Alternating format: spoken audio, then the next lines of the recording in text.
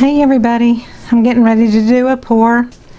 It's a swipe that I'm trying to mimic from several years ago, and it's all metallics, DecoArt, on a black canvas, and I'm going to do two 18 by 24s. So I'm keeping my fingers crossed that I can pull it off.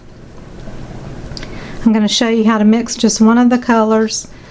I have old bottles of paint and I added fresh mix to it, and I just continually add to my bottles over time. I had gold in a bottle, and to me it didn't look like 24 karat gold. I'm not sure. So what I'm going to do, instead of using that bottle, is make another bottle. These are the small nozzled bottles that I love to use, like this one.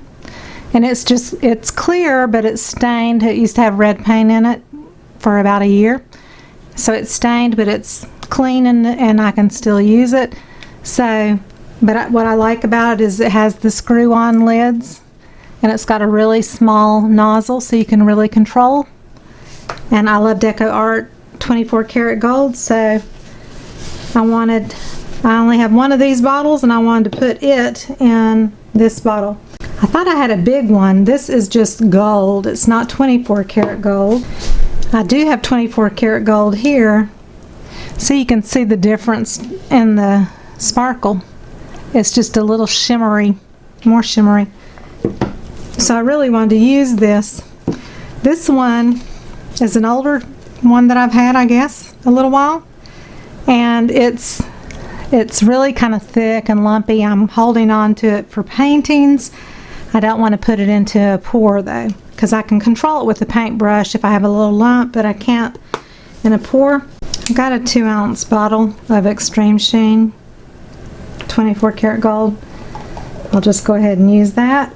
The golds are always a little bit thicker, and they got a lot of beautiful pigment in them, so that's why I like the big ones. 1-to-1 with Floetrol.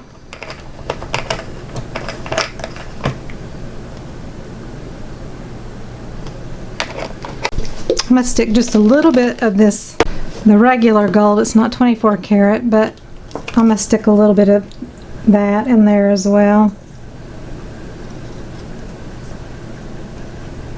When I embellish pours and I add the gold lining with the ultra fine tip brighter, I always use the Extreme Sheen 24 karat gold, and it remains a little bit dimensional when it dries on top of embellished pours, and that's what I love about it.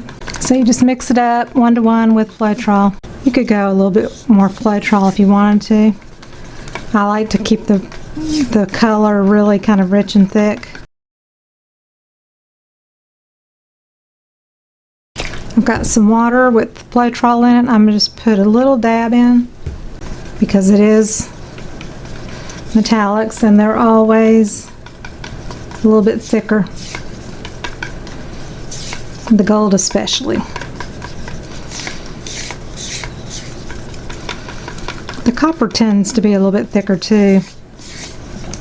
The silver and bronze and all, they don't seem to be as thick.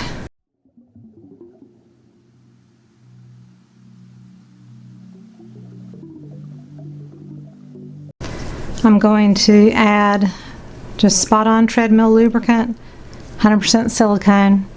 I've probably got about 7 ounces of paint mixed here, so I'm going to do a roughly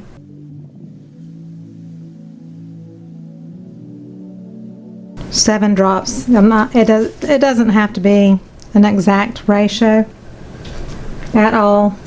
So typically if I were doing a pour, I would say don't stir it a whole lot. You'll get bigger cells, but this is going into a bottle, it's coming out of a spout, so it's going to be smaller cells, and I want that. I want lacing, so that's totally okay.